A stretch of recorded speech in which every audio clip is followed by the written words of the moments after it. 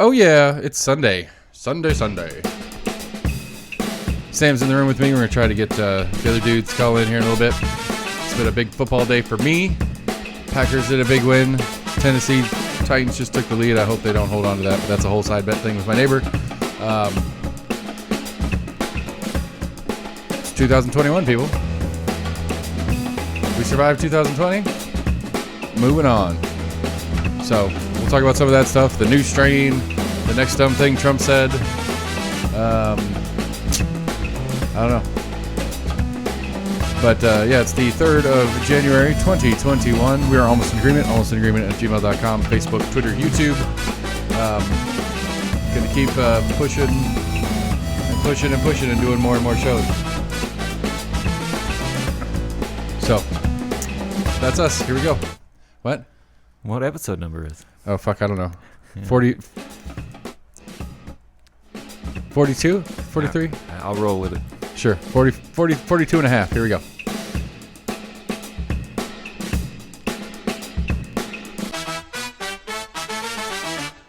Yeah, I don't know. I gave up on the episode numbers. Did one last night. Did a show last night with Aaron Martin out of Nashville. That was kind of interesting. He's an old friend of ours. He used to work with me many, many moons ago. He actually worked with Max too when we were all working together at the O'Charlie's down on campus. Mm-hmm. He moved out of Knoxville to Texas for a little while. Just moved back to Tennessee in the Nashville area. And he said he was at Christmas morning. He was out walking his dog and he heard it. Damn. And we talked a little bit about what he's heard on that. And one of the things that kind of struck me, and it, regardless of talking to him about it or not, is how little news I guess there was. I mean, nobody died, so I guess it wasn't as big. It wasn't as bad as it could have been. But one part I didn't get that he was explaining to me was that I mean, it's still been in the national news. Yeah, but not like, I don't know. I don't know. Over a week now. Yeah, but like he apparently what happened was the guy went in there. It sounds to me like the guy went, took his RV down there, set it up, shot himself because there were shots fired and a call for that hours before the explosion. And the reports of there was a loudspeaker saying there's a bomb, get away was not coming from the RV. It was coming from the police who were trying to evacuate the area because they knew it was in there. Has that been confirmed? That is, I don't know. That was his understanding of it from his news sources that are more local, I guess, for lack of a better word. But that maybe, I don't know about him. He didn't say the shot himself part, but there was something about some shots earlier before it happened. But that's when they found the RV, realized there was a bomb in it, and were clearing the area. And the bomb squad, I guess they tried to bring the bomb squad down, but they didn't have time. So it was well evacuated. Nobody died, which makes it less of a news story. And it was maybe like 3 people that got injured. Yeah, I think it was a low amount. Yeah, 3 or 4 people got hurt, but not badly on any of them. Thankfully, like 41 buildings. Yeah, with damage, millions and millions of dollars in damage, and has something to do with AT&T. And I've heard a bunch of different rumors, but all I've heard is rumor on that. Yeah, there was a theory he was anti-5G, and right, that was part of his plan. I heard something like his dad or his grandfather had worked for AT&T at some point. Yeah, and apparently his girlfriend, I think it was what I heard, his girlfriend or some woman in his life had reported almost a year ago. Yeah, that he was building this bomb to do this thing. 2019, apparently. Yeah. She had warned the police that he was building explosives. So, yeah. So we talked about that and other stuff, but there was some weird thing, like he gave somebody here in town, like his house or some land that he had here, and that person didn't even know that it got like deeded to her. I'm not even sure that. I think she said she doesn't know this guy, doesn't know why he would have given her, property or land. I hadn't heard that part of it. That's kind of crazy. And then apparently on the day after or 2 days after, there was a similar situation that got thwarted or something like that in Lebanon, which is... I heard there was an RV driving down the road and it was playing something on the loudspeaker and they pulled it over. They didn't know if it was like some kind of like copycat. Right, or just a stupid just bad joke. Right. I don't know, but yeah, I heard that one too, and it's like, well... That's scary if this is some sort of like grander scheme of a group of people doing a thing, not just one crazy guy that was mad his dad got fired from AT&T or something like that. Because I heard something about that too, like his dad had worked for AT&T for a long time. Yeah. And whether that was his intel and why the 5G was rotting our brains, but it does stand to reason. I mean, we do seem stupider as people. So what's causing it? Do you really think intelligence has gone downhill? I don't know. You think there's just more viral videos that make us look stupid? Yeah, maybe. But I mean, there's that for sure. But like, I'd got into, I got real rum drunk last night talking to him. Like, I was full on Jack Sparrow. And I started arguing with Jamie, the lawyer, for a second on one of his posts, and he basically was like, "Yeah, I don't know what you're trying to say right now. So why don't you sober up and start over?" And I was like, "All right, that's fair." And so like I went back and kind of clarified myself today, but it was basically, I can't remember what the original post was, but it was, oh yeah, Pelosi and McConnell's homes had been vandalized. Yeah, I was going to ask you if you heard about that. Yeah, well, one of the things he was making fun of it, he's like, because it said, "Where's the money?" Yeah, I heard one of them had reference to the $2,000. Right, and it was something, but one of them had said, "Where's the money?" And the quote is, "Where, WERES, my money. Where's my money?" So he spelled "where's" wrong. Yeah. And so Jamie's kind of kick on it. It's like, well, it's obviously not going to education. And yeah, then I started arguing with him in my drunkenness, but it was like, what I was attempting to get at was, we need to do better at voting. We need better candidates. The parties at large are no longer involved in doing what's right. They both care about what's doing right for them. We must make it unacceptable for both parties to continue down the path they are on, and bring back compromise, transparency, objectivity, and the other features that make good leaders. And then he goes on. I mean, he rants about how stupid we are as a populace, and I mean, that's part of the COVID issue, and we've talked about it a bunch. Where, like, this Board of Health thing, agree or disagree with the need for their existence or whatever, but it's like, what, are they doing it because, do they have to do it because we're too stupid to do it on our own? Because it seems pretty reasonable. Like, hey, mask up, stay away from people. It'll help keep this thing from happening, and we refuse to do it because we're dumb. I don't think much of it's stupidity now. I think more or less it's unwilling. I see. I don't know which one's worse. Then, is it worse is it better that we're? I mean, I would say the latter is worse. Right. That's right. So what you're saying is the current is, I'm unwilling to do something decent, not that I'm too stupid to care. It's not that I'm too stupid to care. I am willfully not caring. That's much worse than the. Yeah. So anyway, I mean, so that puts us in a bad or worse as far as what we are as a populace. And so, I don't know. I mean, because I've argued often on here that I'm of the hopeful that I am average or below in general intelligence, and that I'm just like, one of my positive attributes is that I'm dumb enough to publicly talk about how stupid I am and how I don't understand, and how they need to do better in making it so that I can understand, so that I can get on board. And if I'm right, and I am average-ish intelligence-wise as far as the community goes, then I think the former, not the latter of the previous part of the conversation. I mean, I guess how you want to judge it. Is it being worse? Is it? Well, I'm just saying, like, I'm not trying to make it out that I'm, being a bad guy here, but it's like, I resent the idea that I'm being that's the assumption I get out of the things like the Board of Health and stuff like that is we have to make this law because you're too dumb to do it if we ask, or you're either too dumb or too stubborn to do it if we ask. Either one, it's not good for either party in the conversation. And it saddens me that might be true, either version. Because what I'm hoping it is that they're that the Board of Health and the county commissioners and the government people in general are the ones being stubborn and arrogant, thinking that they're so much smarter than we are, that they're thinking lowly of us, and we're not that dumb. I guess is what that's my hope, is that somewhere in their head they voted for me, and so I'm the smart one in the room. They just need to do as I instruct them to. Like, that's my hope. I think they know that they're the ones that are supposed to be focusing and thinking about these kind of issues. They don't expect the general public to be, focusing on, general health and well-being of a county. Right, but That's not what people's modus operandi is. Good use of MO, but I mean, I agree with you. I'm just saying, like, I don't get that doesn't. It doesn't mean that they have to be the ones that make the rules for us. It means that they need the ones that do focus on these things because that's part of their job, and they communicate these things to the public in a way that the public wants to be a part of, not has to be a part of. And so I guess that's where I'm caught in it. I mean, I think generally, even like nationally, there's been a poor part of trying to really explain what's going on.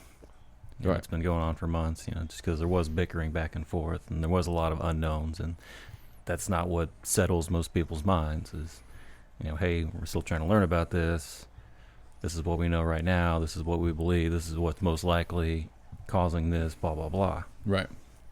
A lot of people just take no comfort in that, and I don't blame them. It's kind of hard to try to take things at face value when there is so much unknown. Right, and we're incapable of. The assumption in what you're saying is that a Fauci type, maybe not him personally, but a Fauci type or something that's in that position feels the need to do something because saying, hey, I don't know exactly what's going on is not an acceptable approach, which again says we're too dumb to rationalize that, hey,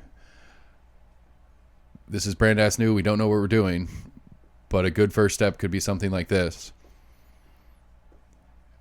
Is it not a like that? That is not an acceptable plan of action from a Fauci type. I'm not picking on him specifically, but somebody in one of those positions, a CDC director, an FDA director, Surgeon General, or something like that. All right. It is not okay for them to say I don't know. And then that's the question: why? Why is that not okay? Because the assumption is that if they don't know, obviously we don't know. And then we don't know what to do. And we can't handle that unknown as the populace, which again, to me, says that either we are stupid and they're right that they can't do that, or they think we're stupid and they think they have to do something to show us that they're in control and they have things under control, which obviously they haven't all fucking year.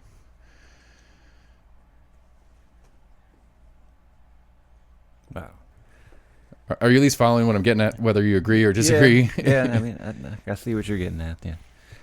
Because that's my issue with it. Because I mean, like Rogan had a couple of restaurateurs from LA on earlier this week, and I was listening to that one, and he was talking about, they're just talking about the different stuff that California has been doing in the different counties and cities and whatever that's going on over there. And it's like one of the things that they all kind of bitched about. It's like, it seems like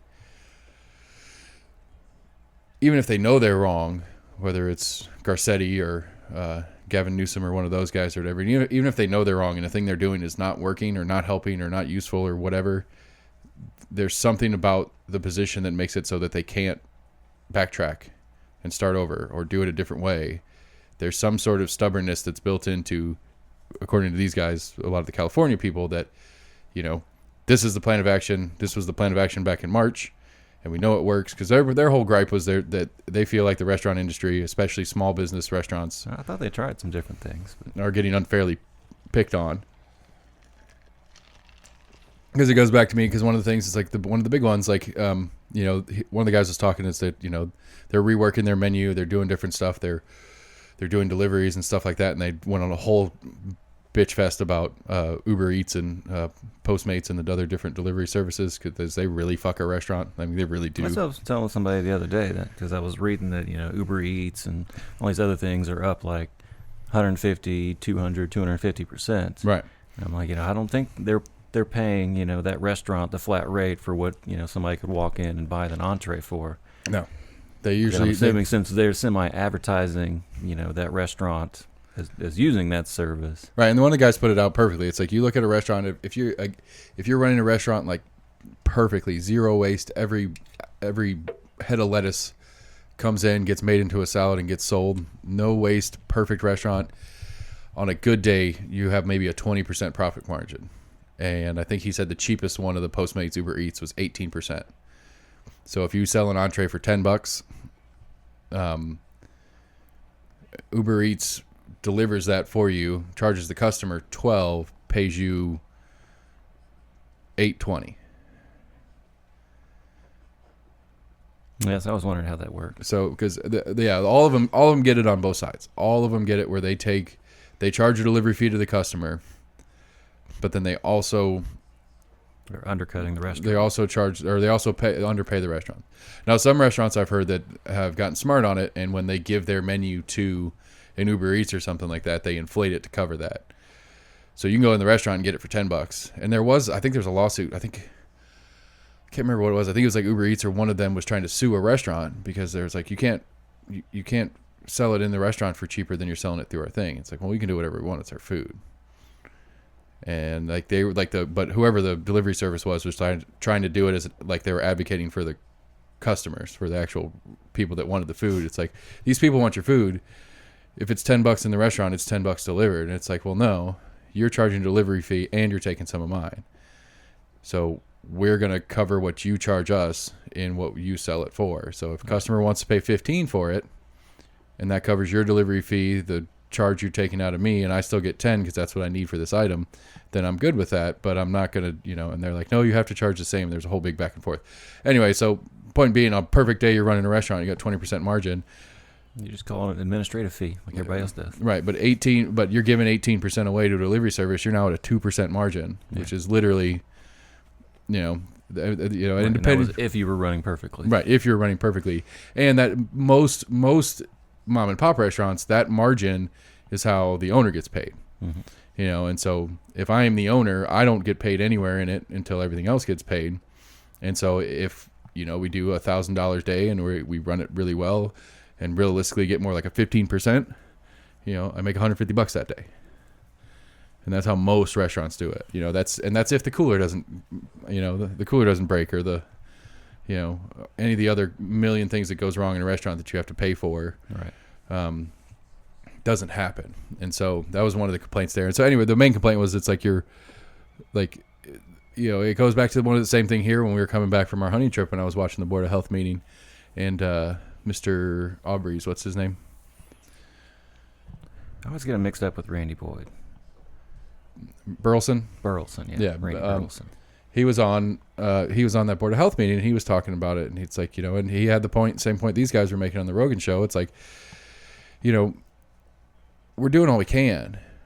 And and then Dr. O'Brien says in return, it's like, we get that, we respect that, and we appreciate you doing everything you can, following all the rules that we put in place, and doing it willingly, spending money on these dividers between your booths, and spending money on building a brand new patio that you had no intent on doing. But the California ones, like they had no indoor dining for most of the year, right? And so a lot of places built patios to have some dining space. And it's like, one of the guys is like, I spent $100,000 on building this patio out, and then 2 weeks later, I don't have outside eating anymore either. But the Dr. O'Brien thing and the Board of Health thing, it's like, we get it. And it's not you guys. It's not what you guys are doing. It's the people that are coming into your restaurant and interacting with each other at a table. It's not table one interacting with table two and them spreading it between each other. It's literally one table of people that are coming from separate places and meeting there and transferring it between each other. Those people are going to do that no matter what. So what is the point of punishing a restaurant if those people are doing that anyway? Who are we protecting, I guess, is the question. And that's the argument to me, and it holds water to me. It's like, we're not going to go out to eat. We're just going to have that same group of people come over to the house and eat, where there's zero protections in place. Where at least the restaurant's going through doing different stuff to try to minimize as best as they can, where people come over to the house and you just do what you do in your house. I mean, you could try to assume what people would and wouldn't do if they were able to do this or were able to do that.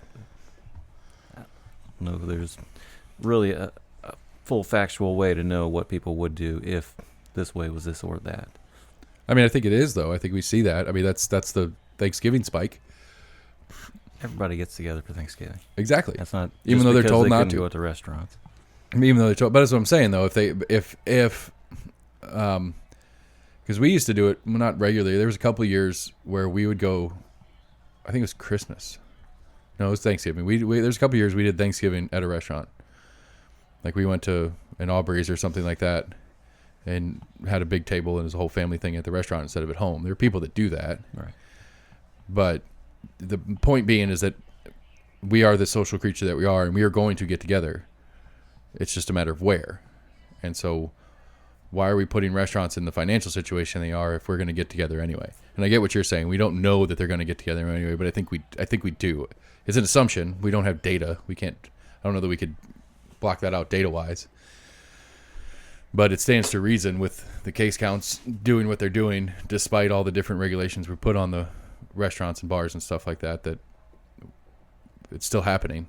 Yeah, people are still getting together. You know, I mean, they're trying to do it respectfully. That's one thing they say about, people's like little inner circles. You don't realize, just a couple people being in your group of 10 people that gets together every couple of weeks for dinner, regardless of what was going on, they were doing this pre-COVID. It was just something they've always done. Right. You went to the grocery store or something that week and you picked it up at the grocery store and then you come to your dinner party that you come to every week and you've been doing it for years. Just people's, small circles. I mean, it's become more common for people to have, I forget, there's some name that they've come up with, but your small group of friends that you pretty much try to only interact with, trying not to have too many people outside of your bubble. But, one of those two people also probably has a small group of 5 or 6 friends that get together. Even they're being really careful. You don't realize, one other person in your group has another small group. And if you start the contact tracing when it happens, you go and say, oh, well, Jim that came over last week, and we've seen him for years, well, he's got another group that he goes and hangs out with.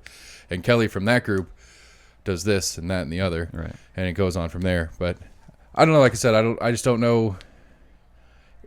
Going back to the original point of how the government is treating us as individuals in it, it's like, okay, it seems punitive to the restaurants to me. I mean, France has for something you can't change. For something you can't change. Apparently, France has had a curfew of like 8 o'clock for at least a month or two. How's their cases going? Pretty sure better than ours, but. Everybody's better than ours. I was reading one thing. They shut down like a big rave that was going on in the north of town, and they found people from like Spain and Great Britain that had been there. But it was like 1,200 people that were at this New Year's. It was going to be like a 2-day long kind of rave party. Yeah, they had to shut it down. As they were kicking everybody out, they told them they should probably isolate themselves. Yeah. I mean, I don't know. I mean, that was another one in California that people were like. Some TikToker or YouTube rich kids were throwing house parties and they were shutting their water off. And it's like, well, what's one of the things that you tell us that we need to do like regularly as part of the our 5 key pandemic things? Wash your hands. How am I supposed to wash my hands if you turn my water off? I'm sure there was a big pool. I mean, there's enough chlorine in there. You're probably right, but I'm just saying that's some pretty dark shit right there. Cutting people's water off and power to their house just because they're having a party. An illegal party, I guess, technically, but the idea that the party's illegal is pretty crazy, too. I think they would just kind of shut the power down, but they could have generators, but... I mean, fuck it, you just gotta... I mean, they do it in, like, hostage situations, shut off the HVAC. And... Right, because it's a hostage. They're hostages in their own home having friends over. Right. I'm assuming they didn't do it off of like one offense. It was probably repeated offenses, and they were like, "This people really going to keep on having a party. Like, we'll just shut their water off." Right. I don't know the depth of that part of the story either. But I mean, do you really want to call in a whole bunch of cops and take a bunch of resources and trying to break up a party and make sure everybody goes home and follow everybody to make sure they don't just like go to turn another around party in a cul-de-sac and turn right back around again? Right. It's like, I mean, it's and like the people, the cops show up for noise complaints. Like everybody quiets down, and then they wait 30 minutes, and the party's raging again. Right. And so. Yet they probably pulled at least 5 or 6 units off of their patrols. So the question is, what were they doing illegally? The answer is gathering, and that's what's weird. That's what's hard to wrap your head around. That's all I'm saying. So I keep trying to like think of like other things to equate it to. I mean, it's a pretty unprecedented thing. Yeah, I mean that is like fact. City ordinance. I try to think about it. Especially like with the health department. Like shutting down a restaurant for not being cleanly enough. Right. But it's not really a good comparison. But. No. So I other agree things with like you. the health department does, as far as like saying like, hey, this is what's going on. Salmonella, we need you to throw all your chicken away or whatever. Right. Fuck. Tennessee won. Damn it. Stupid Titans. There goes your spread. No, it's fine. I mean, I won. It's so my I don't know. I got distracted by my phone. I'm a terrible person. The NHL starts up in a couple weeks. Yeah. I still haven't seen exactly how they're doing it. I keep forgetting it's January. I'm like, yeah, it's gonna be in mid-January, like middle of this month. Very soon. I'm Yeah. excited about it. I'm excited to see hockey. Damn, 41-38 final Titans. Shit. So, my neighbor and I have this running bet. We've talked about it before. And Green Bay, one of our bets was he's a Titans fan, I'm a Packers fan, and we took the opponent every week. So, like this week, Green Bay paid Chicago, so he had $10 on Chicago to beat Green Bay. So I automatically had $10 on Houston to beat Tennessee. And so we had that all season, and all season long I'm up $20 because we've pushed almost every week, and then there was like 1 week where I won and he lost, so I won 20, and then the next week I lost and he won, so I gave him his 20 back. There's 1 week that it's gone in my favor, and so then on top of that we had whoever wins their division gets $50. Green Bay won the division. Like Green Bay locked the division up a couple of weeks ago. Tennessee was in the lead for the division, but they had Indianapolis. They beat Indianapolis by some tiebreaker, and if the Titans would have lost today, Indianapolis would have won the division. Tennessee wouldn't have made the playoffs, which goes into level 3 of the bet, which should be every playoff game we have $50 on the opponent, which kind of sucks because Green Bay winning the division and the NFC title, not title, but the NFC regular season title, they're off next week. So I'm automatically taking whoever Tennessee's playing next week without the Packers having a game to offset it. So Tennessee's going to get a wild card game that I have to bet on that I may not want to bet on. And then we have I think it's $100 on the Super Bowl. But preseason I took plus 2,300 on Green Bay to win the Super Bowl. Put $100 on Green Bay win the Super Bowl back in August. Browns are going all the way. They're having their best year they've had. They are having their best year they've had in like 2 20 decades. Yeah, so I think it's the first time they made the playoffs in 18 years. Oh, shit. But so yeah, Houston was giving them a run for their money, and I was like, ooh. There was a whole bunch of stuff that went really well for me in our bet. Plus bragging rights, plus school comes back in, and we haven't got to talk shit because we only really see each other before and after school when we're walking our kids. And so I was really excited to talk a lot of shit to Tuesday when we go back to school, but alas. Am I doing it in person? Yeah. Going right, I mean, back to back in October, you had the opportunity to switch if you wanted to. All right. But we were in school the whole time anyway, but yeah, we're back in school. Which I don't know, like, I'm There was talk of like pushing the start of the school year back a little bit. I wouldn't be surprised if we get one that says wait a week, or they're going to do some virtual for a week. Virtual was fucking hell.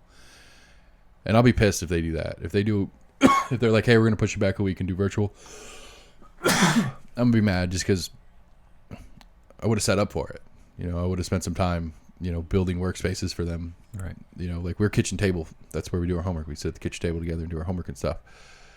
That doesn't work for virtual because they're in separate classrooms on their computers and shit. And so trying to find them places to set up. That last week, it's like, well, it's this last week. It's the last week of school. There's not a ton going on for them anyway because they're in elementary school. So it's like, whatever. We'll just kind of work through the week and it'll be all right. Even if they would have hinted at the time that, hey, we're gonna come back to virtual at least for a little while, I would have spent some time on the break, try to set them up workspaces. Right. But they didn't. Nobody said nothing. But yeah, they're going back on Tuesday. Although I don't quite understand what the parameters are. Like, we have the county health department has their like checkpoint thing that's all red. It's been all red for like a month. And it keeps changing. Like originally it was like 4 things. It was like case count, new cases, ICU beds available, and deaths. What have they changed? And there's like 5 or 6 of them. There's more. They added more to the thing. I'm not exactly sure what all they. I don't remember what all they I are. always thought it had to do with the actual percentage of new cases. Yeah. So our positivity rate's up. I think one of the new ones is vaccine availability, which apparently on Saturday they had a vaccine thing. Like 1,000 people showed up at the expo center. I saw that, and then they ran out. Yeah. I saw a picture. I saw somebody who was camping out. 75 and older. Yeah. I saw some people camping out. I read an interesting article, and I think it was, I don't know if it was New York or L.A., some major metropolitan area, that apparently there was a rise again in line holders. I think it started in New York of people trying to get like Broadway tickets. Like you could pay somebody to stand in line for it, but being that guy behind that person, I'd be like, wait, like what the fuck? No, what? No. There's I guess they're not really cutting. It's not like you're letting your friends in front of you. Right. It's not like it's not 2 people standing in line and 5 people come and cover those people. If it's 1 for 1, it's kind of crappy, but I don't think you have strong grounds to complain. Yeah, I mean most people aren't going to make a big deal out of it. Apparently I was watching on YouTube, there's some kid who got into like special release sneakers, like super sneakers that are $1 million sneakers and shit like that.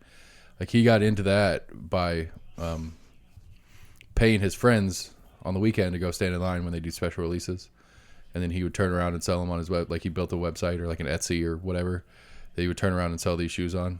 And so like he was like 15, 16, and he had this like network of friends that would go out and be go out and buy the shoes for him. And like I can't remember what he said. I think he said like he borrowed like $50 from his dad to buy the first pair of shoes, and he sat in line, like went out there on Friday right after school and sat out there for 12, 14 hours or whatever until he could get in and buy the pair of shoes, and then sold them for a couple $100. And like he did that, and apparently kid's a millionaire now, and he's like 19, and like he goes to like parties with DJ Khaled and stuff like that. Like they come to him for the shoes. Like he is the sneaker kid or something like that. It's a crazy story. That's weird. Yeah, which I don't understand. Like I don't understand that sneakers as a commodity. I mean, that's really it's treating sneakers as a commodity, and it's like if you're Nike making these special edition Jordans, wouldn't you give certain people direct access, like a DJ Khaled direct access before release date?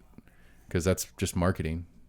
You would think, yeah. He pays $250 for these sneakers. But I guess if you're going to sell them all out, no matter what you do, I guess it doesn't matter. You don't need to start at the top.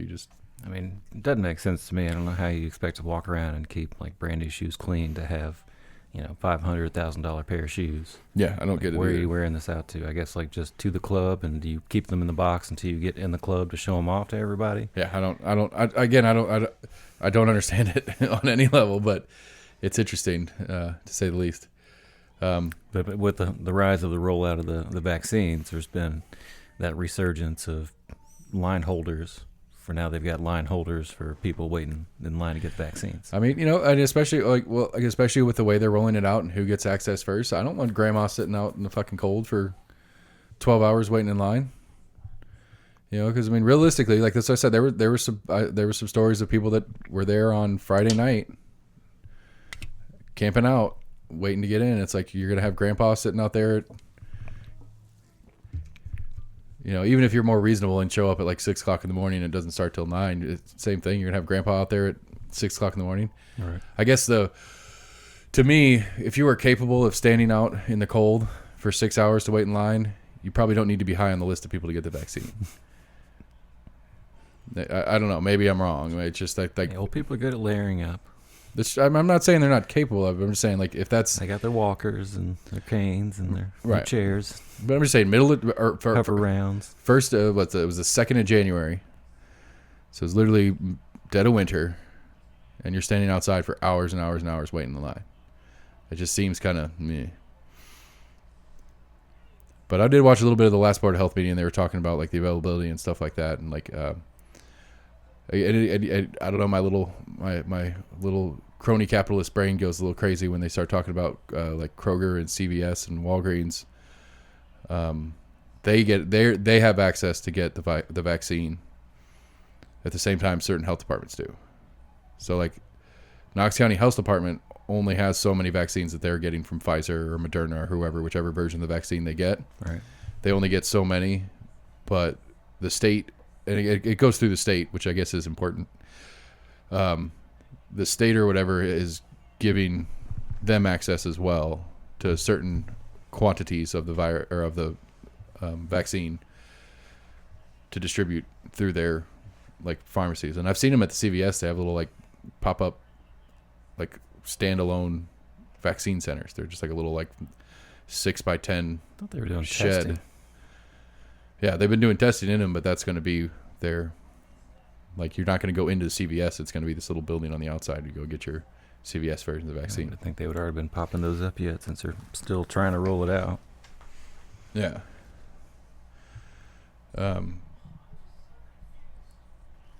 So, yeah, anyway.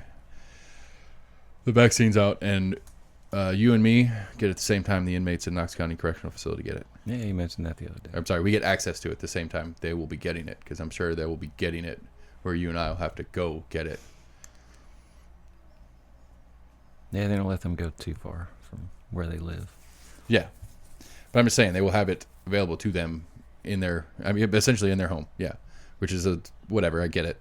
But I'm just saying, I like, was arguing with somebody the other day, like they didn't think they'd heard of too many prisons getting it. I was like, I don't know. I keep hearing all these stories. I've heard of outbreaks and stuff. Yeah, I haven't heard outbreaks they've been having at prisons. I haven't heard, like, with the number of stories I've heard of outbreaks, you'd think you'd have heard some stories of, like, major death tolls in prisons, and I haven't heard that. I mean, I've heard stories of, like, especially early on, where there was, like, you know, whole blocks getting it and spreading it around because they all live within whatever of each other. Right. But again, referencing what some guests on Rogan, it's like, well, apparently inmates' immune systems are way better than the average outside person because they're in each other's business all the time, and so their immune systems are stronger because of their living situation, essentially. All right, it's counterintuitive because you'd think because they're in stress and all the other stuff that goes on with being in jail, but it's counterintuitive, but it's a fact. But I mean, you're not having, of you going to a store and opening up door handles and going to the grocery store, pumping gas. Yeah, but you still got, you've got the guards coming in and out, and they're bringing all their shit with them. But you don't have the escape to get away from. You don't get to go home where there is nothing or where there is just your biome. Right. You have, your home biome is the 50 guys on the cell block with you or whatever. See, I think it'd be just like the, constant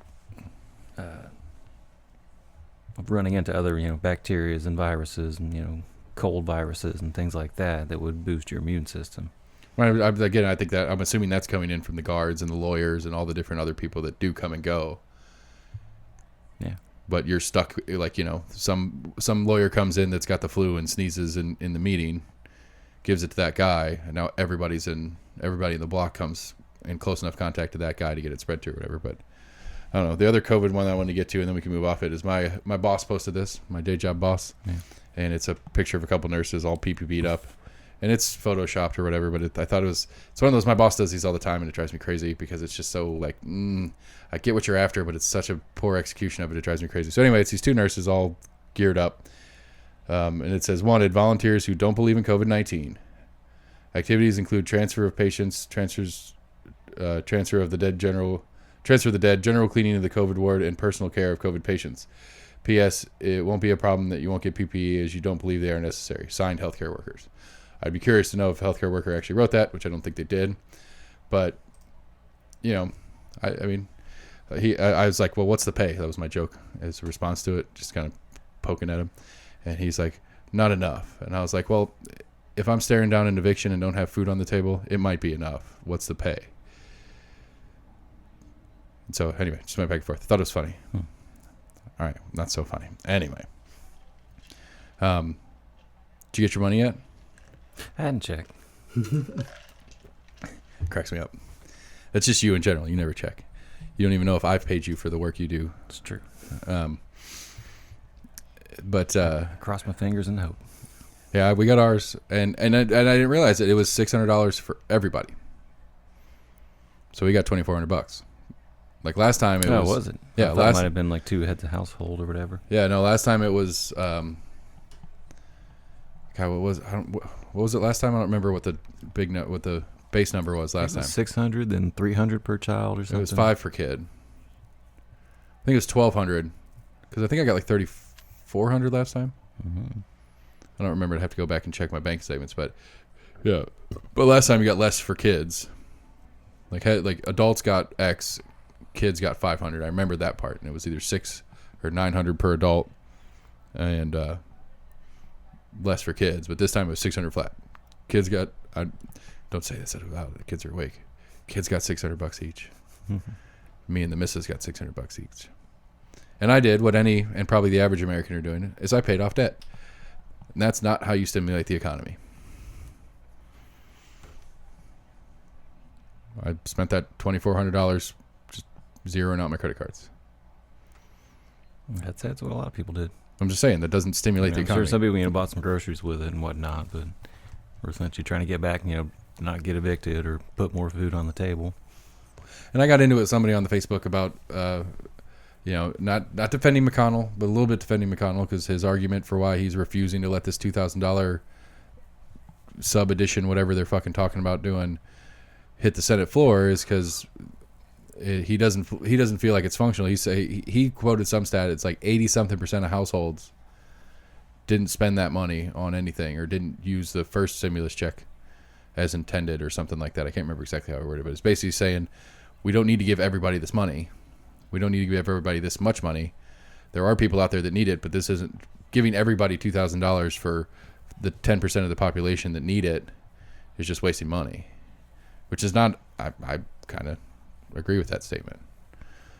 I don't agree with the 10%, but I don't know. I'm paraphrasing. I don't remember what the stats were, but he was basically saying more than half of the last round of stimulus checks went to people who didn't need it. Because how many? I got it, and I was an essential worker. I haven't stopped working through the whole thing.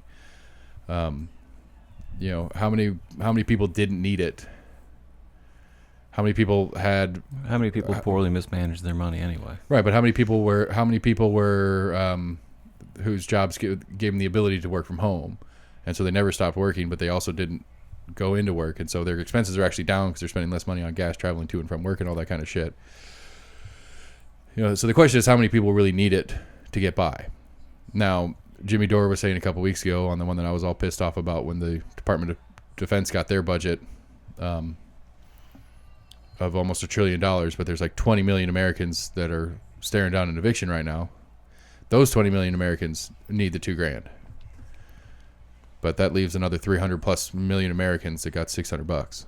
Right. That didn't need it. And so it's just debt. It's just new debt. Or, I don't know, I've been trying to read maybe they did it in hopes of stimulating the economy. I'm hoping people would spend money on something, but most people stuck at home. Amazon's booming. Right. I saw a funny meme. It's like Walmart. It's like Walmart's supposed to be talking or whatever. It's like okay, okay, federal government, we see those $600 checks, and there's a picture of like an aisle of TVs that were $545. Yeah. It's like, yeah, that's probably not. I don't know if the picture was recent or not, but it's probably not inaccurate. People are going to go out and buy TVs, and we're trying to buy a couch, and I was joking with the wife about that. I'm really mad that they did this round of stimulus checks because it's going to take forever to get a couch. We can go pick one out, but it's going to take like 4 months for them to deliver it. It's been like that for a while. I know, but that's partially because of the last round of stimulus checks. Like we went. No, like years ago when I tried to get a couch, I had to wait months. I think at least 3 or 4 weeks. I assume they had some there, but no. I guess they just make them upon order. It's just a showroom. They're in some warehouse in Georgia or something like that. I guess. I remember where they said it came out of. Yeah, I find that disappointing because I've been working on the podcast studio. Finally settle on, okay, I'm going to buy this couch. They're like, all right, we'll just sign here, and, we'll have it we'll let you know when 3 to 6 weeks. When it comes in, and we'll schedule delivery, 3 to 6 weeks. So, well, no, I want a couch today. Right. And they're like, well, no, that's not how it works. It's like, that sucks. Literally, we picked out a couch, and we're like, that's it. And then they're like, 8 weeks. And it's like, I don't want to wait 8 weeks. And that was like 10 weeks ago now, so we could have had a new couch already. But I don't know. That was weird. We were talking about Nike. I think I read the other day that Nike apparently is not able to be advertised on Amazon, but you can still go to Amazon and find Nike stuff. But apparently Nike has said they will not sell their product on Amazon. It was a video that was talking about all the different like counterfeits and what Amazon, does quote unquote try to do to prevent fakes from being sold on Amazon. But there's so many damn sites, and Amazon's so massive that apparently, like, even they'll do like when they have like a hint that something may be fraudulent, they'll kind of like put that site on notice for like 4 to 6 weeks, and I guess they'll monitor it, but that's still people like buying that product for the 4 to 6 weeks before they finally like shut them down. So you cannot buy legit Nikes on Amazon, supposedly, according to this unless video. unless they're resale, unless they're used. Yeah, I guess they could sell used stuff on there.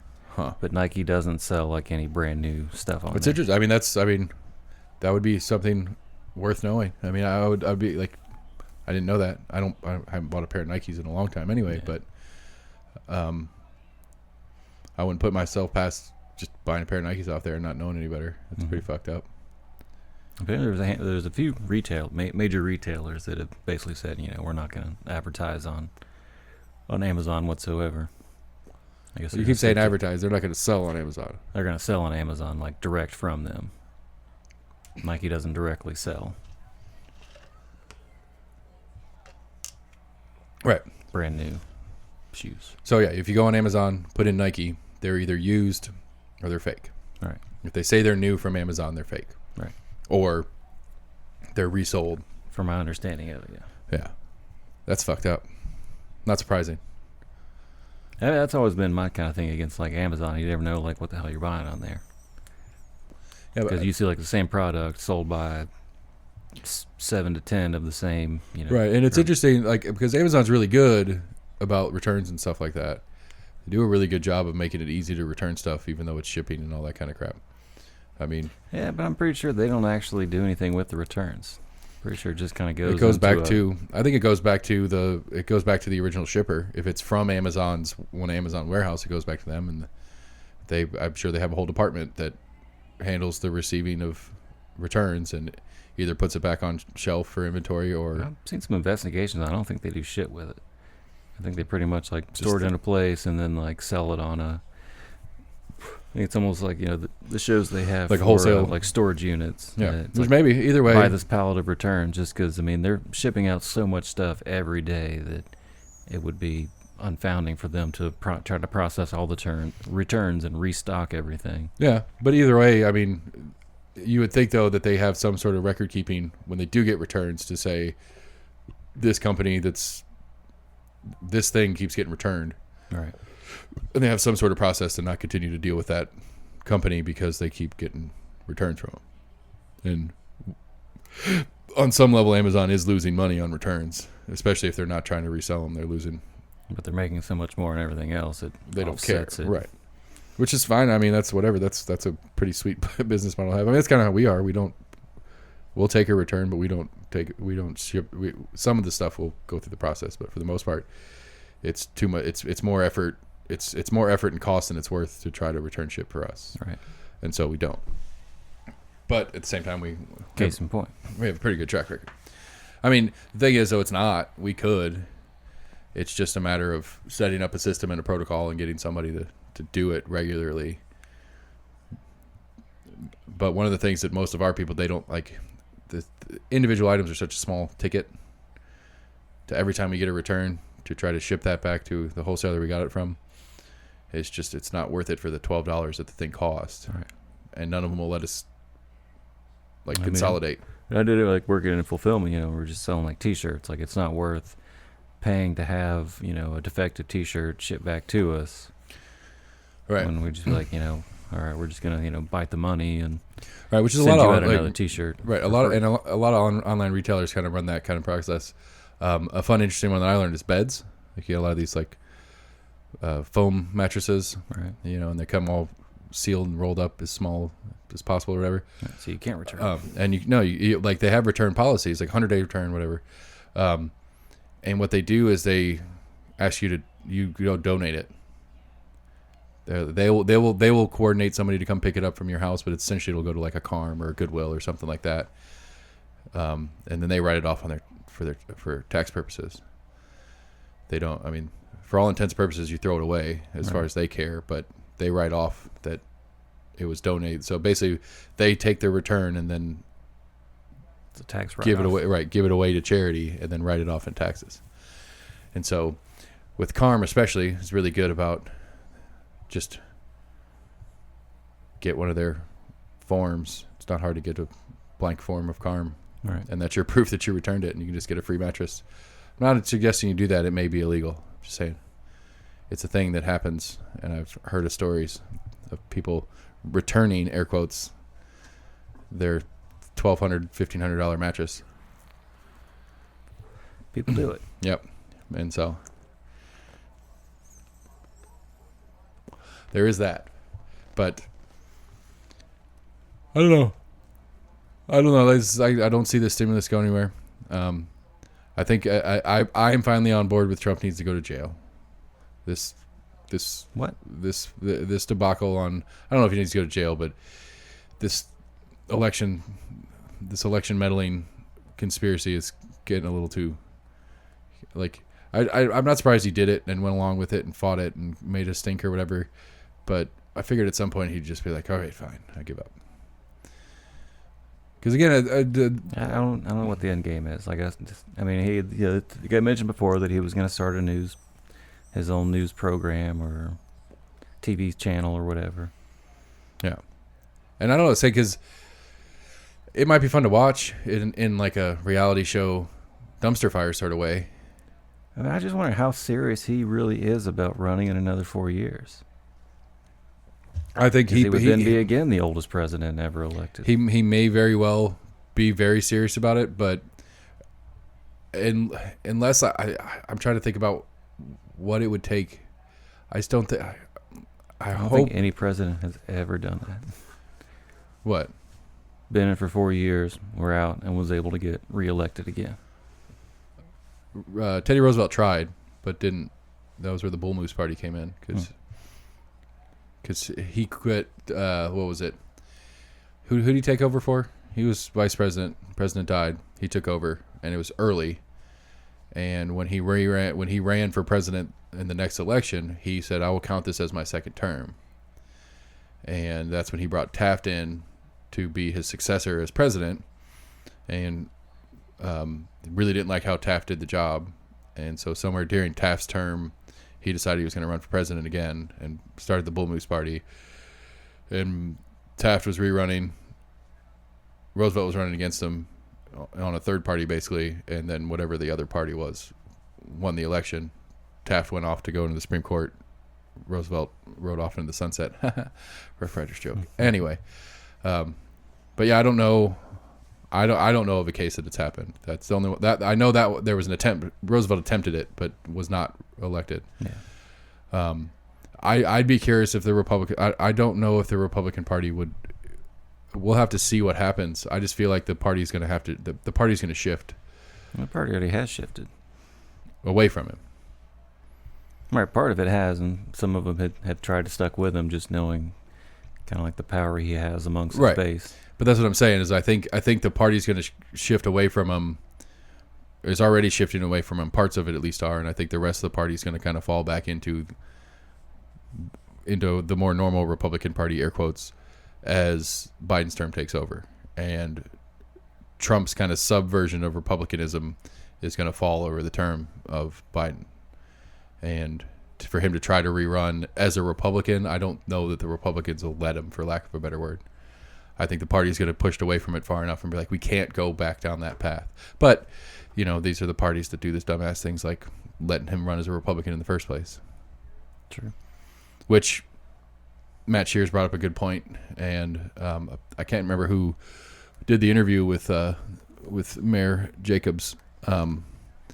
Basically asked him, did an interview about a bunch of different stuff. Tail end of it is like asking about, how do you feel about your mayorship? How do you, feel about the job? And he's like, it basically said, it'd be nice to have been able to do the job instead of being in the pandemic version of the job. Because there's a lot of stuff that I had plans for doing that kind of got sidetracked because of the pandemic. But there's time left, and we're gonna move forward and do all this kind of stuff. And then they asked if he was gonna run for mayor again, or maybe a different office, because apparently amongst the Republicans there's rumor that he is going to run. He's going to primary against Bill Lee for governor in 24 or 22, I think. I'll have to check when that election is, but anyway, he's going to primary against Bill Lee, and Matt Shears brings that point up because Glenn Jacobs espouses himself a libertarian. He ran as a Republican for Knox County. He's going to primary Bill Lee as a Republican. The Republican Party, who had the big stink about Eddie Manis and the Eddie Manis Jr. Oster situation, doesn't have a stink about someone who is a dues-paying libertarian in the National Party running as a Republican in the state. Yeah. Which bothers me because it concerns me. I don't know that I believe the reasoning for why they didn't like Eddie Manis. I mean, it makes sense. It follows the guidelines and the rules and all the BS or whatever. But you obviously make exceptions. Kyle Ward was an exception. He didn't have the history required, but they made an exception. Glenn Jacobs, obviously an exception. He's a libertarian, dues-paying libertarian. They make an exception for him. And so, in a technically nonpartisan city race, he voted for the one that was a Democrat, but it's a nonpartisan race, so it wasn't officially a Democrat anyway. He didn't vote for Trump though, too. That was one of them. Did not? He did not. He voted for Gary Johnson in that election, because I can't remember who he said from the Republican primaries that he really wanted, and when Trump took the ticket, he was like, "I can't vote for that guy." Glenn Jacobs or Manis? Manis. Okay. I would assume Jacobs voted for Jorgensen and Gary Johnson in the previous elections. I don't know. I haven't got a chance to talk to him. Glenn, you get together, buddy. Matt Shears wants me to hang out and be all chill, and then all of a sudden start dropping some bombs on you, like questioning your libertarianism. Like I'm good enough as a libertarian to do that. But on the ball field, actually, I don't know if you remember when we were talking about that I was talking with Todd about it, and his I don't know if this is correct. Eric Waiter, Wiatr, I believe that was Kyle Ward's campaign manager, who is heading up this thing against the stadium project, not against the project, but against the funding for it. And he friended me on Facebook and sent me an invitation to his He started a page. His Facebook group. Oh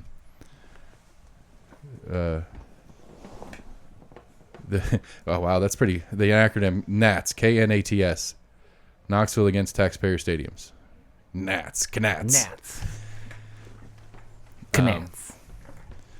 And so I don't know where it went. Gentleman Steve's Whiskey, no. Jake Sports, Arby's Halls, 5th and 9. Where is it? I have so many. I didn't realize I had so many invitations to join groups. Getting popular. Yeah. Anyway, he invited me to like that page or to join that group, that page. I'd probably guess I need to invite him to the show, see how it goes. I've been trying to get Kyle back in to talk to him about it. Because anyway, what Todd's what Todd's curious about is, if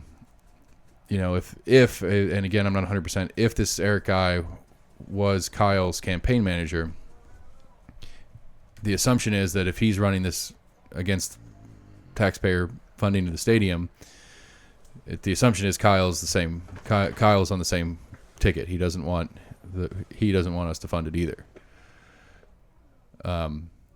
And so Todd and his partisanship was like, I don't know, that bothers me. I don't know if you listened to the Todd episode and we talked about that. It bothers me that when we were talking about the first party chair battle, and I had them both in here, and they agreed that we should vote for the law director.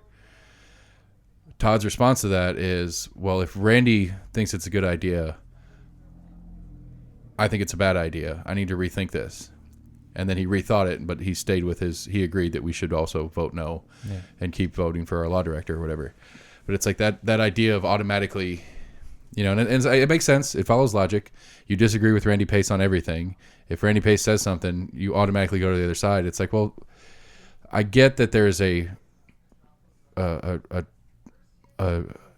mountain of history into why that makes sense, but you should still look at each thing individually, not just Randy says yes, so I say no, because that's the worst. That's the worst of partisanship to me. Right. is that it's automatic. It's a Republican puts up this bill, and it's a great bill, and it makes perfect sense, but it's a Republican, so no. And it's like, well, is it a great bill or not? I don't care who wrote it. I don't care who presented it. I don't, it's such a dumbass way to look at what we're doing. Automatic assumption. Right. And so again, to Todd's credit, he's like my gut reaction to it, but it made me relook at it. I didn't change my mind because he said the opposite, or he said the same as me, and I was like, I can't be the same as him. Right. But it did. He's like, it did give me pause, and I did relook at it to make sure I wasn't missing something, basically. And it's like, okay, I'm not gonna be too mad at you for being that partisan, but it's ugly. That's ugly to me. That I don't like that. Because I mean, again, having them both in here, it's been interesting. I don't agree with them on a lot of different stuff, but it's interesting to see the point of views. It's interesting to hear the reasons they have for the things that they do. And it's like, okay, I can get behind why you think that. I may still disagree with you, but I can at least acknowledge that there's a basis for your thing. Right. Because you're a Democrat doesn't You're mean actually getting to see their side of the different Right. situations. Right. And I find Randy the most interesting just because he talks the most. So there's plenty of volume of information to be interested in because he just talks. But Randy, the thing about Randy that kills me is he's really good at telling the story answer instead of answering. I don't remember. He did it a bunch of times where it'd be we'd be talking about something, and he'd be like, "Well, it's like this," and he would go on to this 5-minute story, and it's like, "Yeah, but I asked you if the sky was blue, but you told me this story about how the government works and all this different kind of stuff," and then I get there, and it's like, "But just answer the question." I missed the answer to the question in that, but it's it's always there still though. He's giving you the logic behind why he. Well, it's not even the logic behind. It's very much like a metaphorical. He's answering the question, but it's in a metaphor. It's not in the direct answer. It's like, how old are you? It's like, well, if this, that, and the other, and that, and it's like, oh, and then you think about what he's saying and do the math. Oh, he's 56, but he doesn't just say I'm 56, and that's so. Anyway, that's why I like talking to Randy. He's fun that way. But I like Matt too. Matt's fun. He got a little bit of Captain Jack Seth last night. Drunk on rum. Really? Yeah. I don't remember what we were all talking. I don't remember what you were all talking about, but he messaged me and went on. Oh, cool. We got AC is coming in. Let me see if I can figure out how to make that work. Here we go. There it is. Cool. All right. So AC's joining us via the Telefono. Sam's taking a potty break. Hey man, we were recording. Sam and I have been going for about an hour, so jumping in halfway through. Right. How'd it go out there? Anything? Saw 2 coyotes, a wolf, a bobcat, and 1 deer myself. Max saw 2 doe and a buck. Couldn't get a shot off. So you guys were successful as me and Sam last time we were all together. During the hunt itself, or because I have meat in my vehicle right now. I was trying to make myself look less terrible by That didn't work too well. right. I did not succeed. You did not succeed this weekend in a new kill. Like Sam and I did not succeed on opening weekend with a new kill. It's funny. So at 7:15 this morning, I saw 2 coyotes that were just sort of doing their thing, and I was like, man, if it was 9:15, I would have killed you both. But it was 7:15, and I was like, well, whatever. And then 7:45, I see a bobcat. 8:15, I see a wolf, and I'm like, is somebody just telling me I should just be out here fucking predator shooting today? I mean, I should have killed every damn one of them, but I didn't do it. So Could you have? yeah, they're all legal. Huh. Yep. I don't know about a wolf, but there's the dog similarity I might struggle with. I guess the coyote's on there too, but coyotes are super prevalent. Just a single lone wolf? Yep. Huh. I didn't realize we had any wolf population around here. It was either that or it was a body muscular dog that looked like a wolf. Let's put it like that. Ha. Didn't know. Did you get your bonus money yet? I have no idea. I haven't looked. Yeah. Yes, that's what I'd say. That was Sam's answer too. He hadn't checked yet. Because you guys need it so you need it so badly. You might not be eligible. I don't remember if they had I do not recall on the first one they had a stipulation over a certain amount. You had to. I think it's 200,000. I think right. For families. Right. And we were just under that. Now. All right. Hey, hold the thought. I'm gonna add old Maxie in. Okay. And I'll put you on hold while I'm calling him.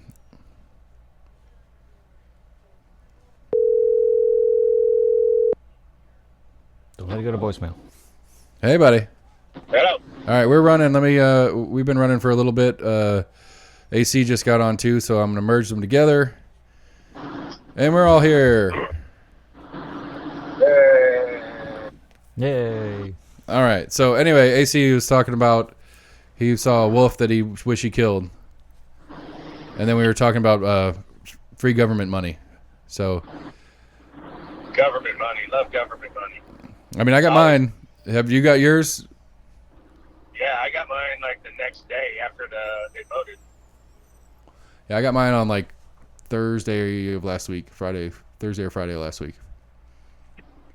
These two other ones they're too rich. They don't even bother checking. I mean, I'm not saying that I'm too rich, but like, I've made a lot of money this year, so I don't really give a fuck.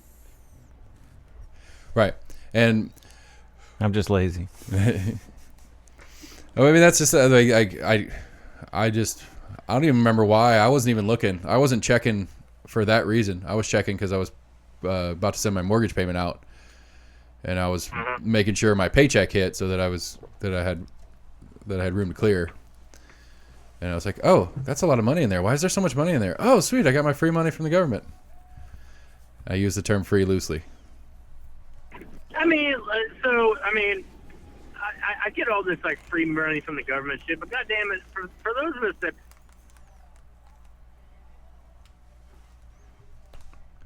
Yeah. Did you cut out?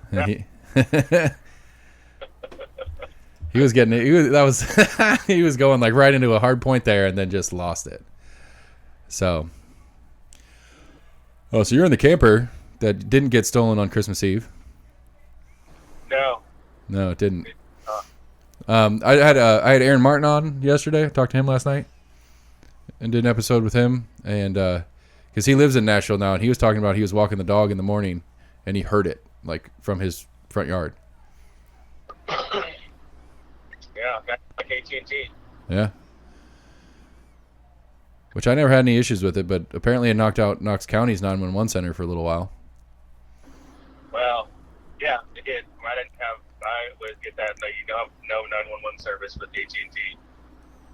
I'm surprised that RV did that much damage because I learned when we were packing up that tree 1, awning 0 completely tore off the fucking awning off the RV when we pulled out. Of your house? No, off the RV. No, I'm saying of when you were pulling out of your house or pulling out of the woods just now? Just now. Just like that's why we didn't get on the road for an extra hour and a half. Because you were breaking it down and shoving it inside? No, it's still there. Back. I will load it on the trailer and take it back with me. But the tube is too long to do anything with, you know? Oh, yeah, that makes sense. So, yeah, we had everything packed up. I was like, all right, I'm going to turn around real quick.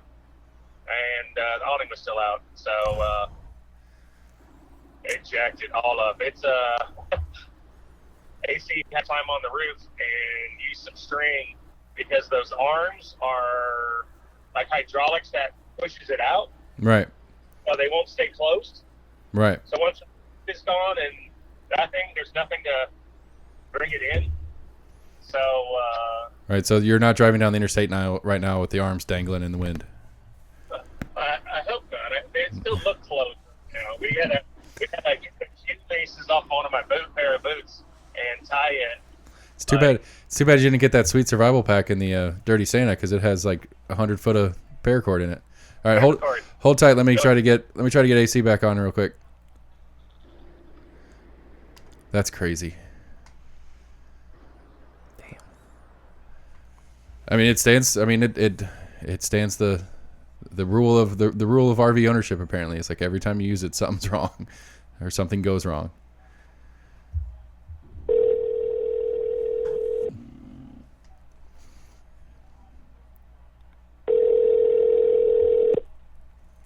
Sorry about that. I'm in so the film may be in and out until I get on the interstate. You're good. Max was just telling me about how you guys tore the awning off the AC and that you use shoelaces to tie the support beams back on. I just figured that was his story to tell, and I was just going to let that shit go. But yeah, that absolutely happened. While I was ringing you, like, okay, so when I put you guys on, I have to put whoever's on the phone because Max, you're still there, right? Yeah. Okay, so like I have to put one of you on hold to call the other one and then merge the calls together. And so while we're waiting for it to all go on, I was telling Sam, I was like, that's apparently the rule of RV ownership is every time it goes out, when you get home, you got to fix something. Well, the other thing too is like I had mentioned to the lady friend, I was like, hey, I'll be probably out of the woods by like 5:30 or so, and she's like, listen, every single time you guys go out, there's a car wreck or there's like something goes on, so like there is absolutely zero way you're going to be leaving at 5:30. I'm like, nah, like I think we'll be okay this time. I'm on the roof of the damn RV, and I'm thinking to myself, well, she's right. Yep.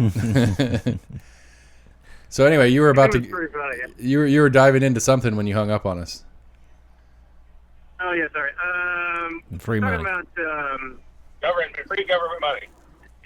Yeah, this idea of free government money. I'm like, I paid my motherfucking taxes. Like, I don't see it as like the government's giving me money. I'm seeing that they're fucking giving me some of my own fucking hard-earned money back. Now, for some of these, no-class motherfuckers that have never had a job in their life, then we can call it that if we want to. But like, I mean, there's a lot of my fucking money that goes to the government that I don't want.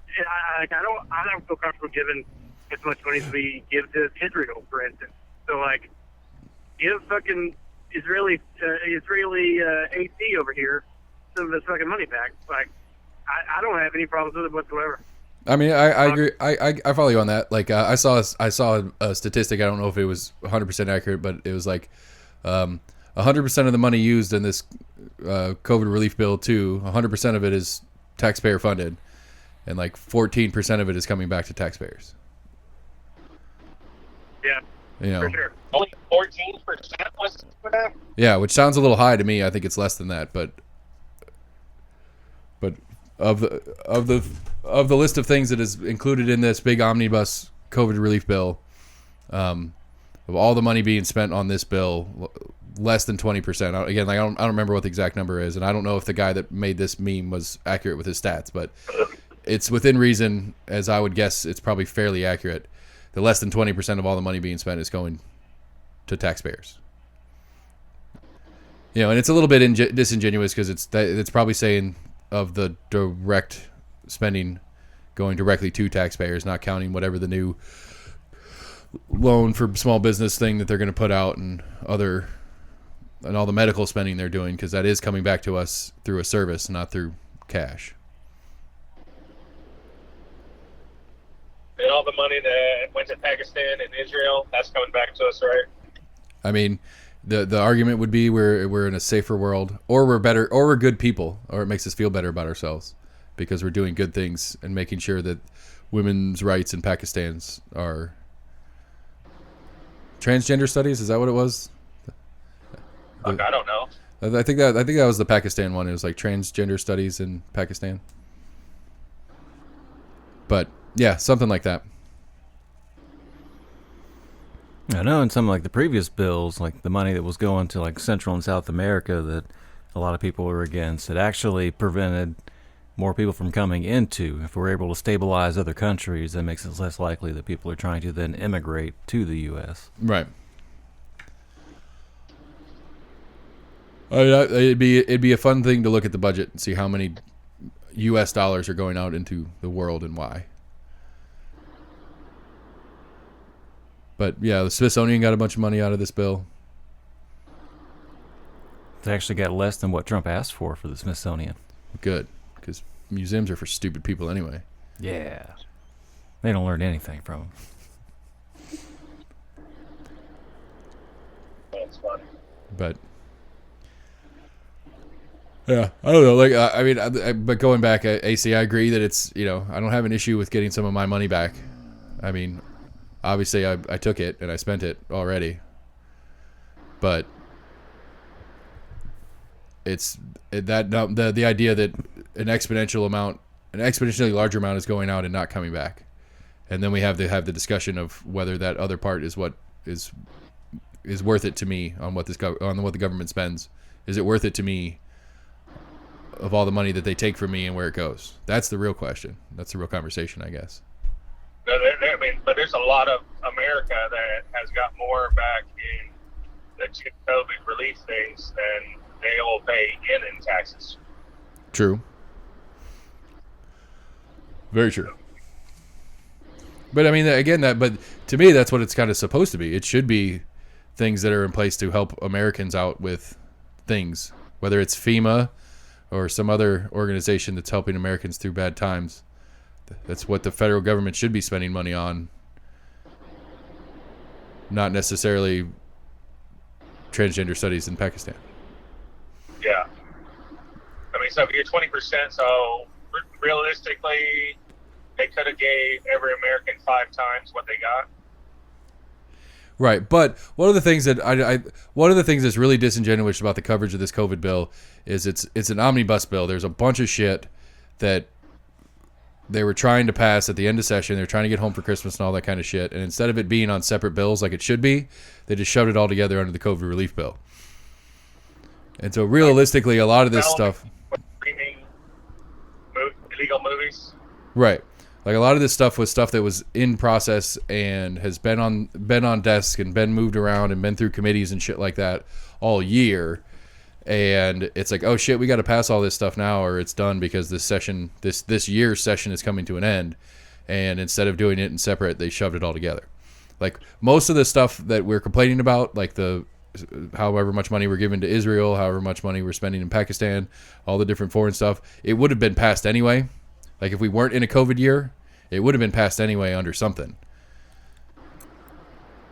It's just this is the one that they put it under this umbrella, for lack of a better word. But it would have been passed somewhere else in some other bill of some sort. It would have been earmarked in a defense budget or some other shit like that, like they do every year. And so it's a little disingenuous the way the news is portraying it, in that, why the fuck are we spending $500 million or whatever it is in Israel on a COVID relief package? They don't have anything to do with each other. It's like, well, no, but we would have spent that money. We would have signed that part of the bill in something else.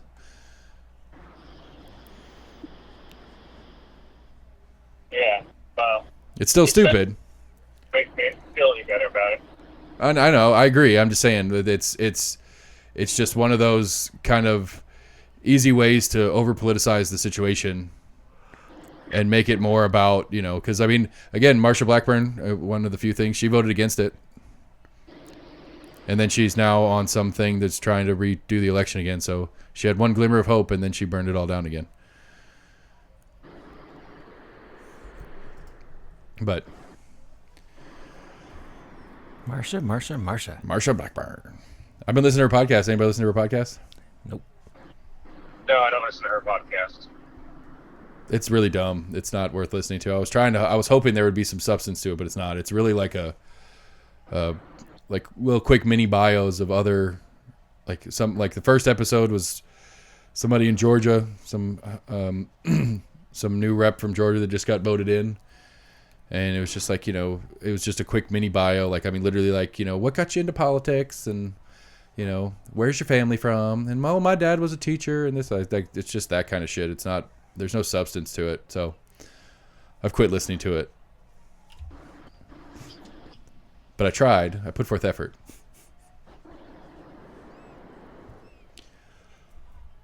All right, so we need to get on the discussion of land again. We need to get on the discussion of scheduling. Scheduling doesn't have to be on air. That'd be a stupid conversation for the listeners. But for our sake, we need to talk about buying land again. Yeah.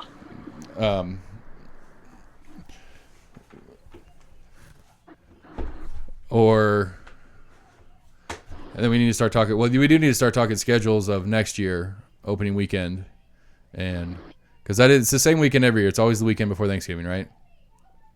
Yeah. So, because I'm trying to get my vacation requests lined up for next year so that I can have them. Hopefully, I'll be on permanent vacation by opening weekend. I want to do turkey this year. Spring turkey. Is there spring turkey? I didn't know there's spring turkey. I just want to. There's spring turkey and fall turkey. I mean, I definitely want to do fall turkey because I would love to have Thanksgiving dinner be my turkey. But I'll do spring turkey. And pluck some feathers.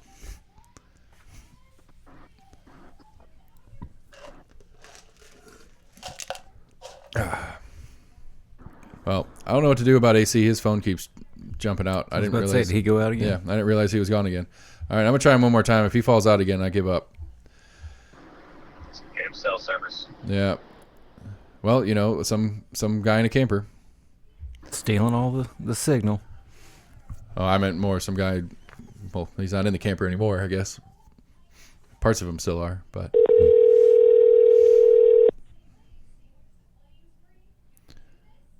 Thank you for listening to Almost in Agreement and all of our telephone rings. Jimmy Dore does it too, but it's funnier. He's got an impersonator. Have you listened to Jimmy Dore yet? No. He's got a. What's he on? He's got a podcast, Jimmy Dore Show. All right, I don't know. AC didn't answer, so he's fired. So I guess we save the land conversation and You lose. and further hunting conversations because he is our encyclopedia of the TWRI guidebook.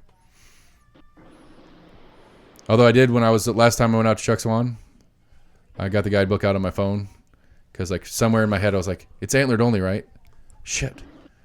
So I was sitting there calling every couple minutes and reading the guidebook on my phone, just trying to double check and make sure I was right that it was antlered only. I was like, I'm gonna be really pissed off if I see a doe walk by and I don't shoot it because I think it's antlered only. Yeah. But it is antlered only. But yeah, I mean, I agree with you on that one, Max.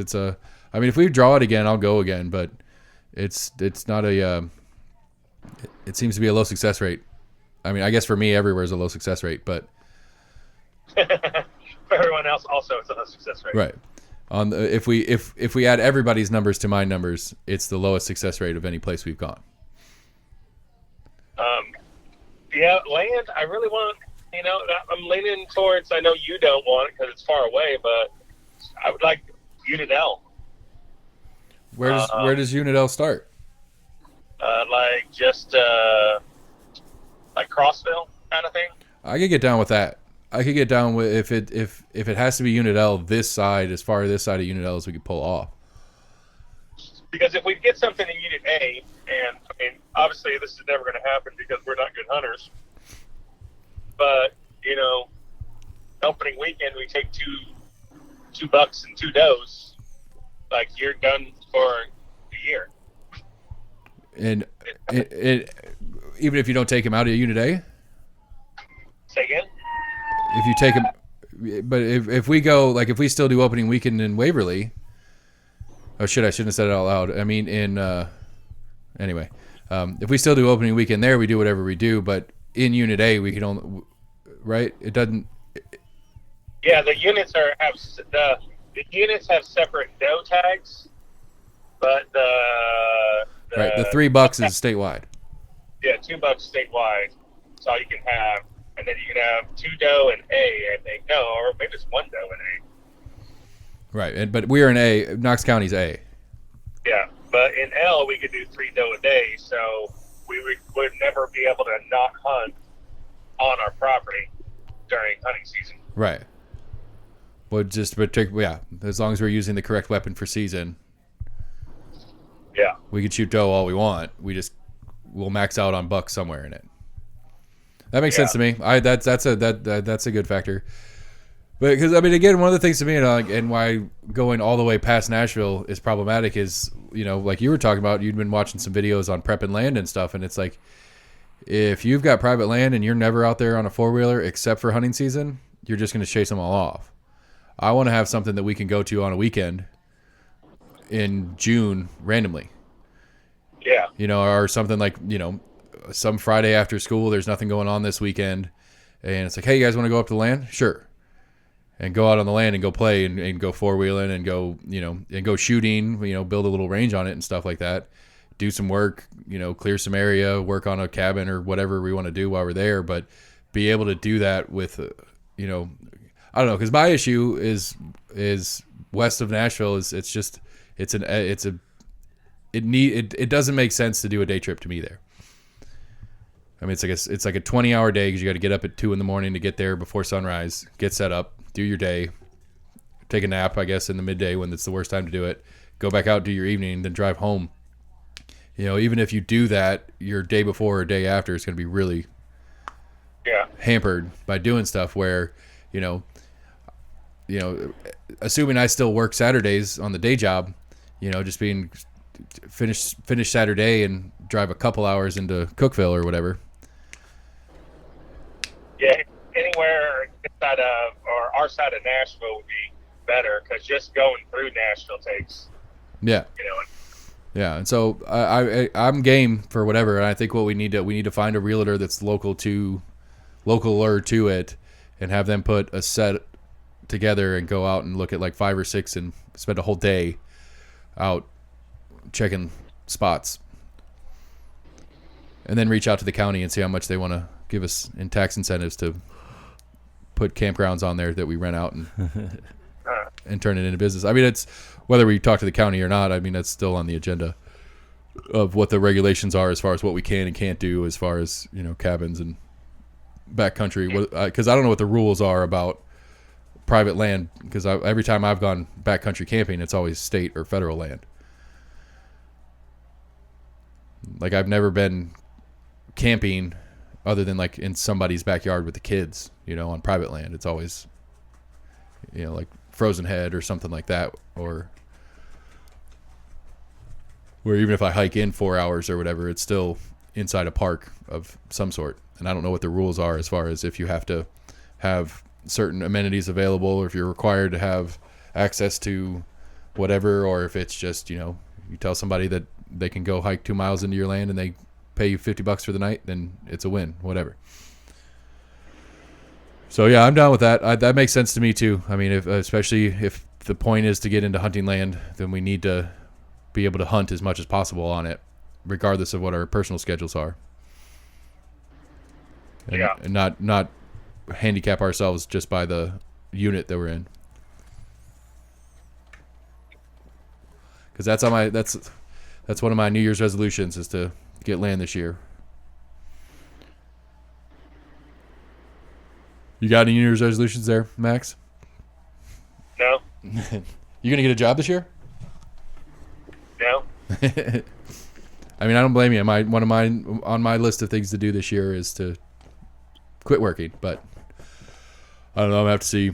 I've got a pretty strict set of parameters that has to be in place before I'm gonna retire from the day job, and I don't know that I can do that within a year. Maybe, I don't know. Store 2 blows up and goes crazy, then maybe it'll come this year. But I want to clear most of my debt, most of my total debt. So the new car, and take a chunk out of the house, and then build up a little bit more savings before I want to retire.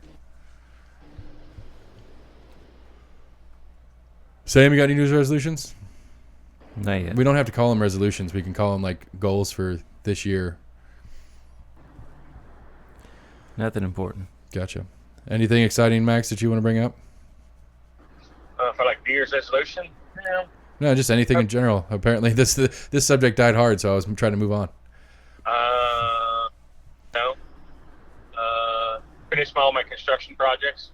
Yeah, I got a couple on my list of things to do as well. I'm going to do an outdoor kitchen, probably not as involved as yours. I just want to I'm gonna do like an outdoor sink that I can plug the hose into, but it's just the hose, just a place to rinse and stuff. I was thinking about it, and it does make. You want a metal sink? Sure. Yeah. Yeah. I was thinking about doing a butcher station, and just skipping the processor and learning how to process. But it would make more sense that when we get a piece of land, we put like a shed on there. We put a shed in there and have a decent sized freezer, and then all the equipment we need to in-house butcher. Your priorities in the wrong order. Step 1, kill a deer. Yes, that is on my list as well. Or a turkey. Turkey's on the list too, but yeah, but I mean, a process of turkey, that's not. Yeah. It is a deer. Okay, so off of New Year's resolutions, what you got going on that's worth talking about? Let's see. COVID's cured, so we don't have to talk about that anymore. I agree. What else? We talked about the relief package, how crazy bullshit that is.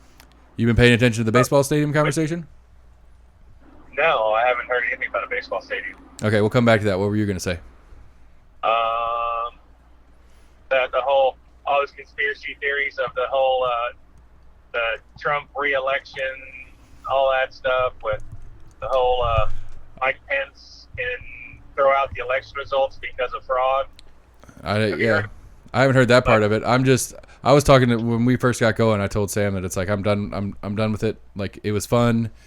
It was fun and funny for a little bit, and there was part of me that's like, yeah, I'm not opposed to the idea to making sure it was done right, but I feel like we've passed that point, and this continued push is starting to bother me.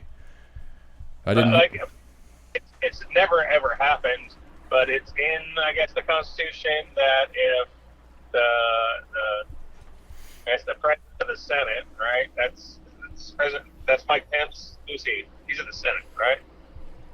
Right. The vice president is the president of the Senate. Right. And so if the president of the Senate rules election fraud, he can require all the senators to go and make a decision on the election, and they're supposed to have 2 hours to work it out. And if they don't work it out in those 2 hours, then the president of the Senate can nominate the winner. And I was like, what? That sounds like some... So I thought it had something to do with the actual electors. You know, the states already have their set electors, in the electoral colleges. But it was basically all these other people that said, like, well, those electors, aren't valid anymore. And it was, a handful of states that were trying to, like, then kind of re-elect new electors to kind of vote however they choose. But then, Mike Pence had the power to allow those people, essentially to allow new electors to come and cast the final elector votes. I mean, even if the version that you brought up, Max, is I don't know that even the Republican-held Senate would do it. Even if it's correct that the vice president / president of the Senate can bring it to, and they have 2 hours to fight about it or whatever. I don't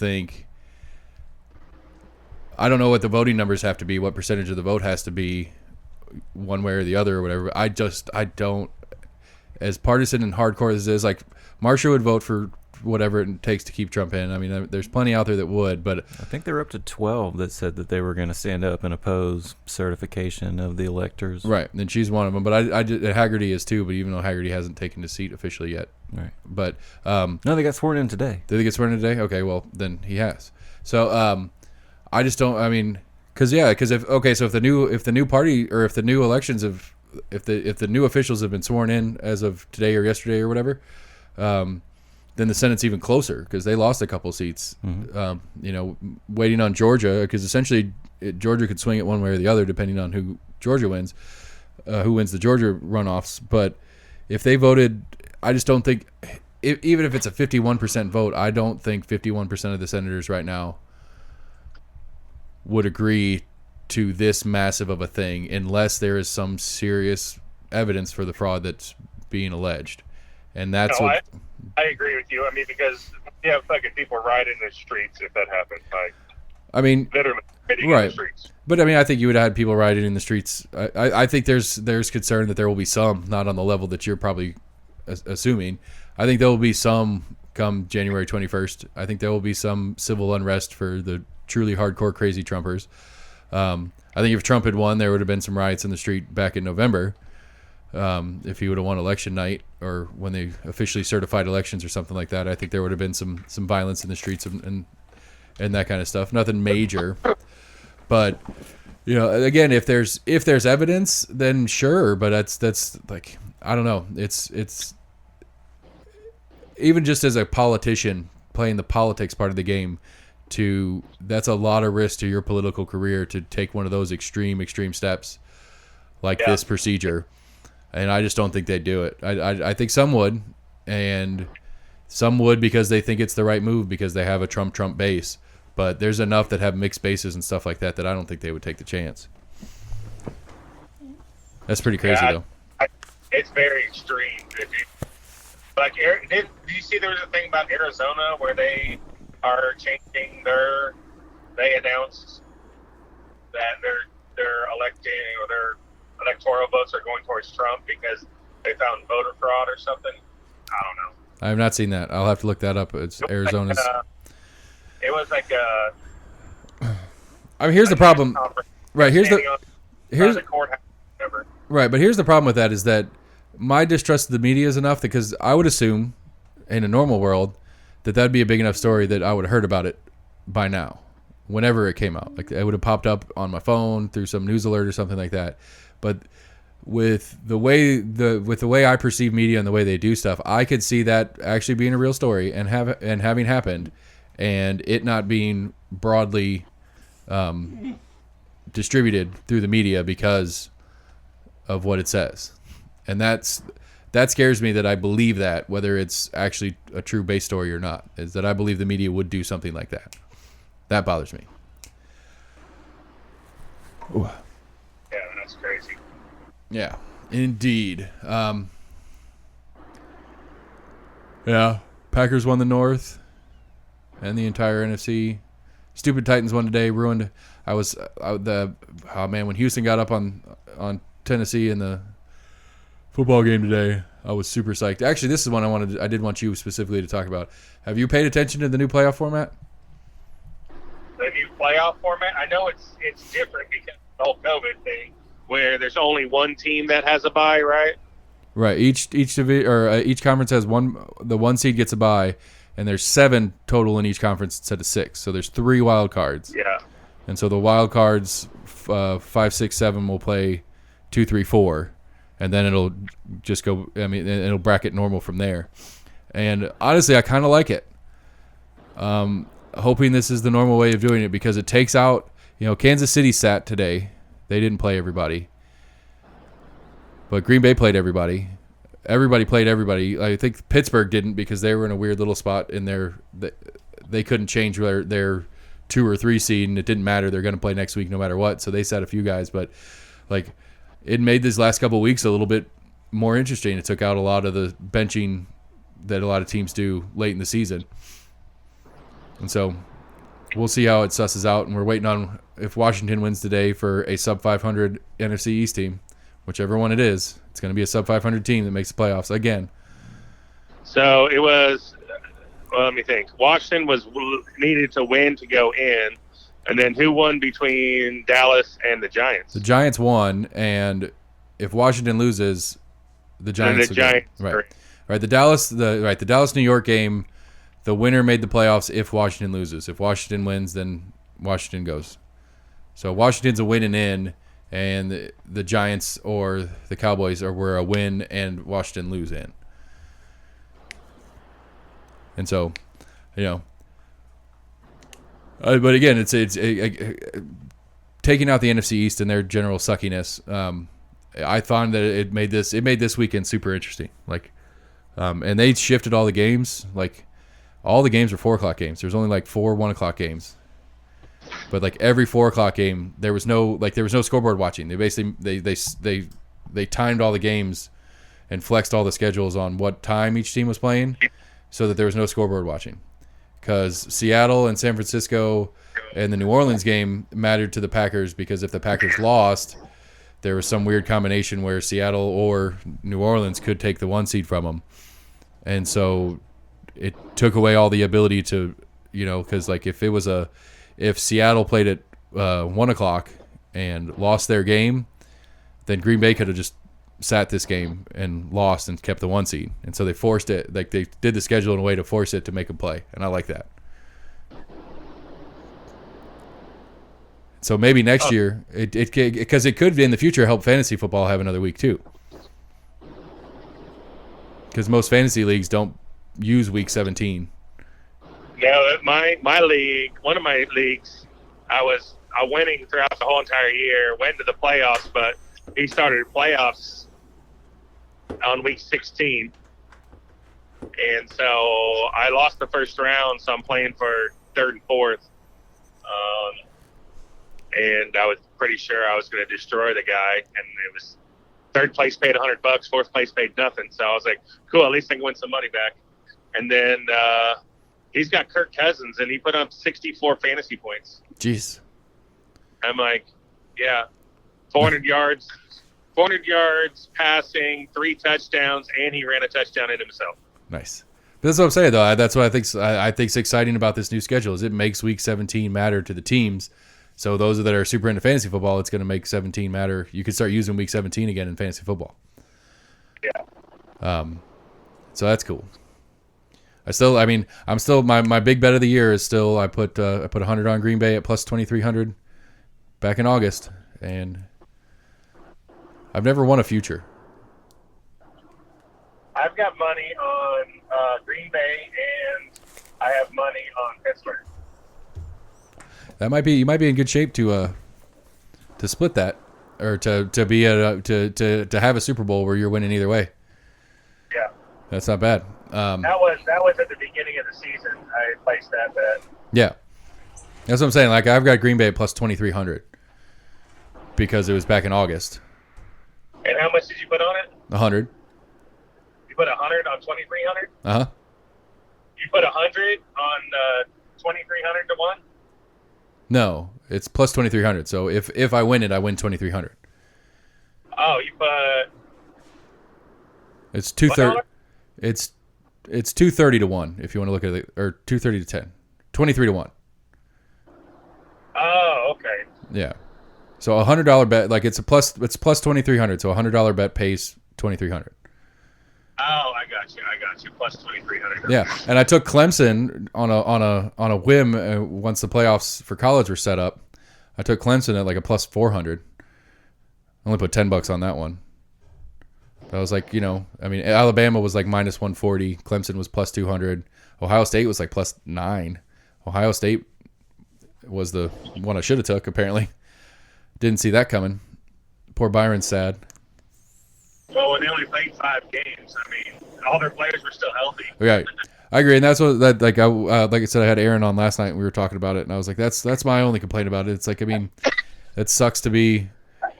It sucks that you have a team that went through a whole year and all the attrition that it takes to survive a regular. They only played 11 games, which is a few less than normal, but they still played 11 games. This one was their 12th, versus a team that played this is their 7th game of the year, and so odds are they have a lot more healthy players because that's part of the game. Well, yeah, 5 games you've kind of worked out your bugs and getting your mojo going.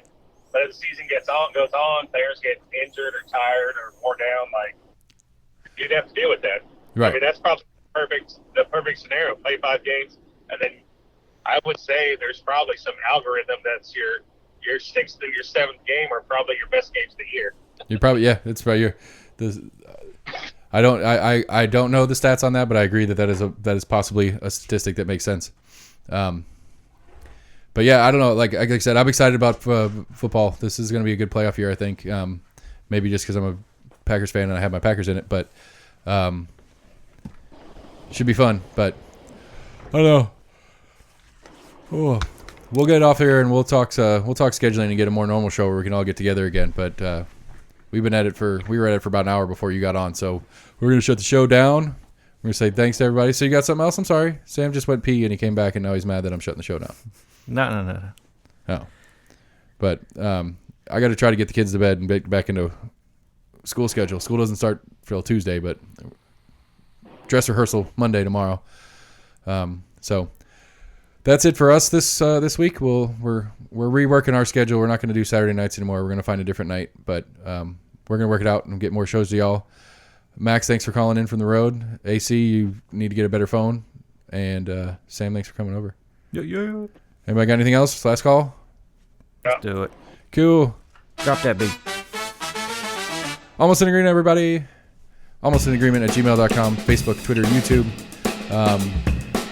I've got a couple of different interviews coming up next week. Like I said, we're going to try to rework our schedule and get back on doing more regular shows for y'all. Happy New Year, everybody. It's going to be a great year. And that's all I got.